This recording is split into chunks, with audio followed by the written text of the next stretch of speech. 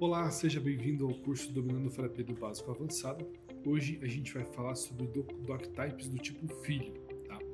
Até então, a gente viu doctypes, né, que os campos eles aceitam apenas um valor. Só que a gente sabe que pode haver a necessidade de armazenar mais de um registro, né, vinculado a um certo campo que a gente precisaria, por exemplo, né? E isso é conhecido como um relacionamento muitos para um. Um child doctype para nós, que é tipo um doctype filho, ele é um doctype que pode ser vinculado a um parent doctype para executar justamente essa necessidade de armazenar mais de um tipo de informação em algum campo que a gente precise aqui da nossa tabela, tá bom? Para criar um doctype é muito simples, do tipo filho, né? É só você marcar esse child. Ao criar o doctype, ele tem uma configuração ali específica que eu vou apresentar na hora da criação e pronto, né? Daí, depois que você criar ele, o vínculo é muito simples. Naquele campo que você criou lá no doctype.py, esperando aquele múltiplo as informações, você cria esse campo do tipo table e vincula nas opções o nome desse doctype que você criou do tipo filho para fazer esse vínculo, tá certo? Uma propriedade interessante, as propriedades interessantes de se comentar no doctype do tipo child no FRAP é que eles têm alguns campos a mais, né? Nós temos o campo parent, que esse campo parent ele é o nome do documento pai, é tipo literalmente o name dele, sabe? Daí o parent type é o tipo de doctype pai, imagina que tipo fosse, por exemplo, XYZ library member aqui embaixo, né? E o parent field é em qual campo do documento do pai que está vinculado esse filho, né, esse registro, né, que a gente está visualizando ali. E o IDX é a sequência. Vocês vão ver que quando a gente cria um doctype do tipo table, ele registra os campos uma em sequência da outra. E a sequência é armazenada nessa linha chamada IDX, tá certo? Só colocar aqui, não me perturbe isso. Então, vamos lá. Como fazer para criar um doctype do tipo filho? Vamos abrir aqui o nosso sisteminha, né, o nosso localhost.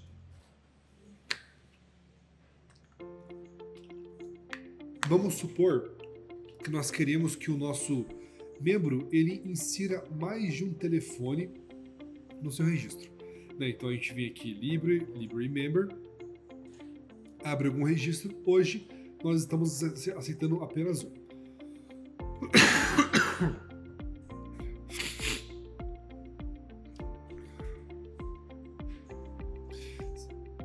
Se nós viermos aqui em API Resource Library Member e colocar esse ID aqui, ó, aquela API que a gente mostrou para você na aula anterior, o fone, ele tem apenas um registro, né? Então, como que faz, Gui, para eu colocar mais de um registro aqui dentro dessa linha?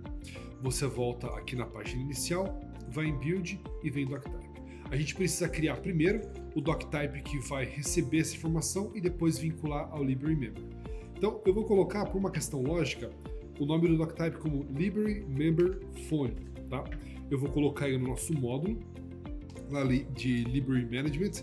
E aqui é importantíssimo, se eu não marcar isso não vai funcionar. Eu tenho que marcar aqui como isChildTable, tá? Deixa marcado esse editable grid, que depois eu explico para vocês o que é, mas esses dois campinhos marcados, você pega e clica em criar e continuar. Agora é muito simples, você apenas precisa colocar o campo de fone, né? Então vou colocar em adicionar nova seção, clicar de novo em adicionar field, vou colocar do tipo data, e eu coloco aqui fone. Vou colocar e vou marcar como obrigatório, porque o child table, ele também você pode marcar ou desmarcar aquilo que é obrigatório ser preenchido em cada linha do registro. Então vou deixar como obrigatório. E uma coisa bem importante que eu tenho que marcar também é aqui, ó, em list view. Por quê? Se eu não marcar isso daqui, vocês vão ver que eu já vou mostrar aqui visualmente como é que vai ficar, mas basicamente ele não vai aparecer na linha para rápida digitação. Não vou explicar mais agora, eu sei que pode ter mais alguns tipos de pergunta referente a essa questão em específico, eu vou deixar para depois desse exemplo explicar melhor. Vou aqui em Settings e eu gosto muito de o naming ser aleatório. Você pode, se você quiser, colocar auto-increment, daí para cada item vai 1, 2, 3, 4, mas eu gosto muito do random, tá? Daí, se você quiser deixar desmarcado, ele pega com um padrão random também, mas daí você escolhe a melhor nomenclatura que você quiser. Recomendo ou auto-increment ou random, que daí o nome do registro você vai ver que ele é criado automaticamente. Salvei. Beleza, então o meu child table está criado. E agora?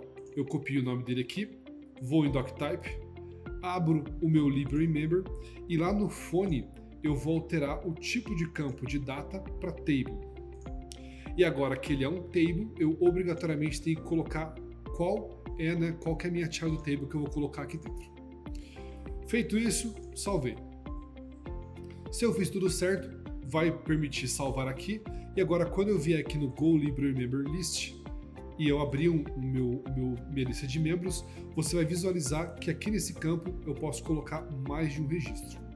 Como eu coloquei como obrigatório o preenchimento do telefone, veja que se eu salvar, ele não faz nada, né? Ele apaga os registros porque não foi preenchido aquilo que é obrigatório. Então eu venho aqui, coloco uma linha, vou colocar, por exemplo, mais 45, 41, 1, 2, 3, 4, 5, 1, 2, 3, 4. Salvei. Pronto. Ah, quero colocar mais um telefone. Adicione uma linha, mais 45, 41, 1, 2, 3, 4, 5, 6, 7, 8.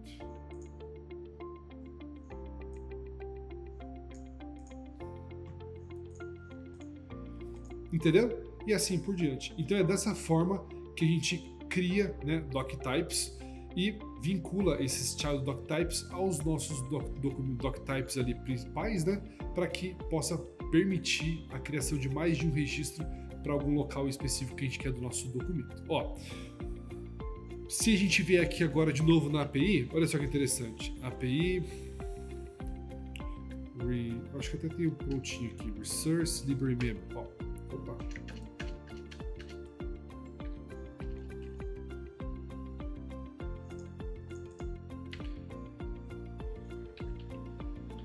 Library Member barra, deixa eu copiar aqui o name e colar.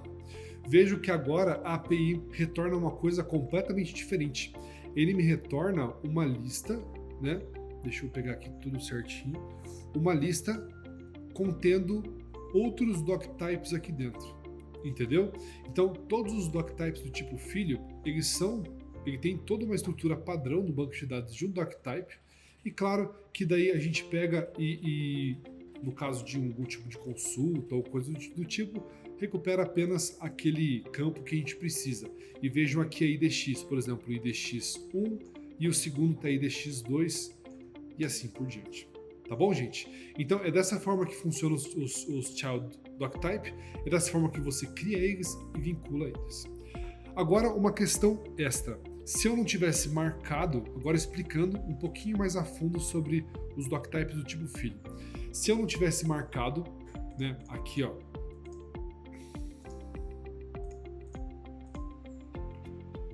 em List View, ele não iria aparecer aqui nessa digitação rápida. Eu posso sim ter mais de um campo de preenchimento. Imagina que eu quisesse no meu sistema separar DDD, né, o código do país e o telefone. Eu poderia colocar 3 campos, marcar os 3 campos como obrigatórios e os 3 campos em List View, que eles iriam aparecer aqui um campinho do ladinho do outro para fazer esse preenchimento, tá certo? A gente sabe que isso é horrível para User Experience, no caso aqui eu estou só exemplificando mesmo. Outra coisa interessante para comentar é que, como vocês podem colocar mais de um campo, você tem um layout aqui, só que a gente não está visualizando esse layout aqui. Por que não?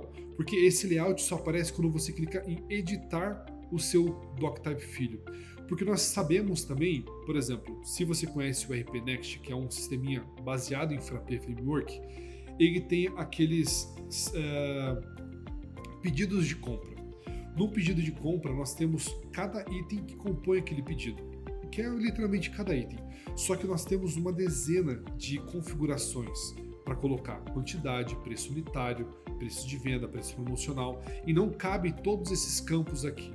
Então, se você tiver um doctype, né, que tem o seu doctype filho vinculado em table aqui, e cara, às vezes você precisa colocar muitas configurações, seja qual motivo for, você pode criar, da mesma forma que você cria o doctype, um formato de visualização desse layout para configuração e exibir na rápida digitação, na rápida criação daquele registro, apenas aqueles campos que você considera obrigatórios ou primordiais.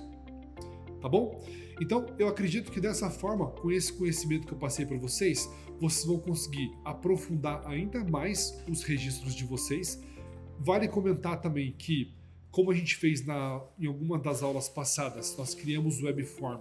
Se você quiser que ele continue funcionando, você tem que atualizar os fields que estão lá dentro para comportar esse child table, mas funciona também você poder colocar mais de um registro no seu Webform, né?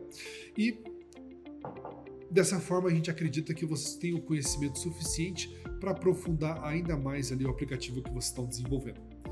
Obrigado por assistir a aula até aqui, até a próxima aula.